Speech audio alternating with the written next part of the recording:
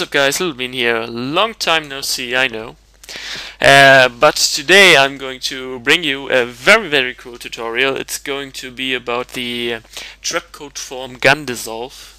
Really nice, really cool transition. And yeah, the very first edit you saw in the beginning was made by Baker. It's called Insomnia. Can't really pronounce that, so forgive me if I mispronounce that. And the second edit was made by me. It's actually my upcoming app clip for visual editing. So if I upload that to any time, be sure to check it out. I think it's going to be pretty sick. So anyways, enough of the talking. Let's get right into this tutorial. So what you actually want to need is two clips. I'm using the clips from the abstract editing contest, although it's quite a while since they made this editing contest. So you want to have two clips, and the first thing you want to do actually is find a really good spot where you want the transition to show up. I think I go with right here, and then you want to split your layer, and you can delete the bottom one because you don't really need it. And you're gonna duplicate the split layer, and on the top one you go to right click, time, freeze frame. So now we have a still image, which is actually what we're going for. And what we need to do now is again duplicate this still image. So you're gonna click on the freeze framed layer and Control D to duplicate it, and there we go. So what we need to do now is a little bit of masking. So you're gonna click on your clip and you go to this little marker or mask tool. It's a pen tool. Who would have thought of that? And what you want to do now is mask out the guy or the object you want to come up with the Trapcode form transition. Please forgive me, I'm not going to be very accurate with this, simply because for time's sake. You know, you can be as accurate as you want with this. It looks really good if you do it accurately, but I don't really do that. So you want to mask out your guy or your object, and when you're done with masking, you're gonna click on your clip and you go to composition, and actually you want to go to layer, pre-compose, and you want to check move all attributes into the new composition, and then you hit OK. So now we can work with our Trapcode form, and therefore we're going to go click on our clip, we go to Effect, Trapcode and Form. I only have the trial version, and I'm going to say that because you will see, you know, a red X across the screen and, you know, weird stuff, because I only have the trial version. I don't have the full version of Trapcode form. But anyways, so first thing you want to do is go to the base form, and we're going to change the size X and the size Y to our composition settings. So size in X is going to be 1280 and size in Y is going to be 720. The particles in X and particles in Y, we're going to increase this by around about 1000, should be good. Yeah, this should be okay. And the particles in Z are going to be 1, because Trapcode form, although it looks 3D, it's actually 2D animation, so we don't really need that much particles going on the Trapcode form layer. And now we can close our base form. Then we go to our layer maps and color and alpha.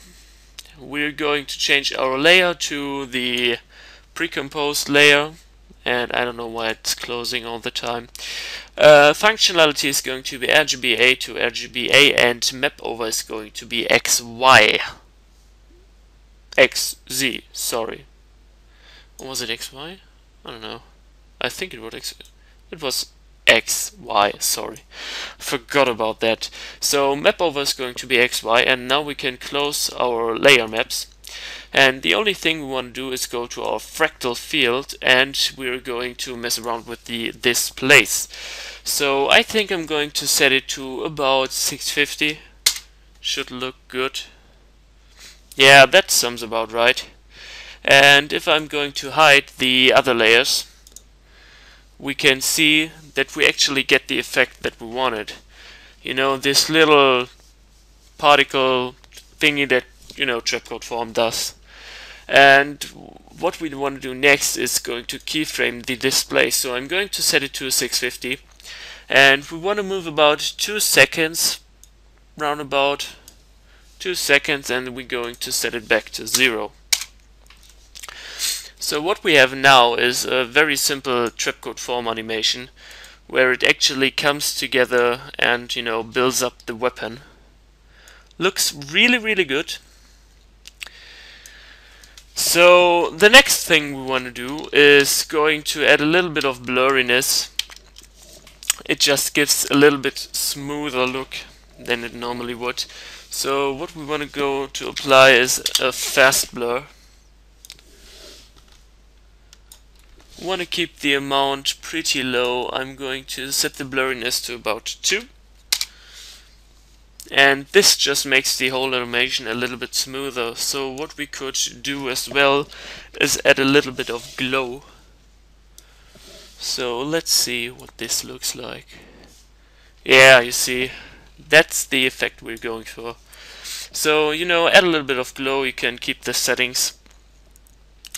So now we have a pretty cool animation.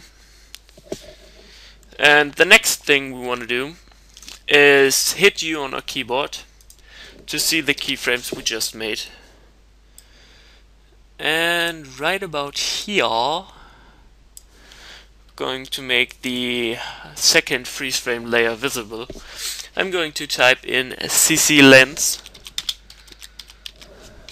and drag it onto our second freeze frame layer to bring up, you know, the background. And reason being why I didn't mask out the gun as well, because I think it looks really strange and you don't even really realize what's going on. So you want to set this size to 400, or actually you want to set the size to 0. So it's like that. And then you can, you know, move back a couple of frames. Set a keyframe, and then we want to go to the keyframe where our Trapcode form ends. Let me see here real quick. Right about here, and then we want to set the size to 400 again. So that's that. Our clip just, you know, floats in really nice. And all we need to do now is align the last keyframe with the beginning of the non-freeze framed layer. So kind of like this. Now just dragging the clip over. Yeah, that looks good.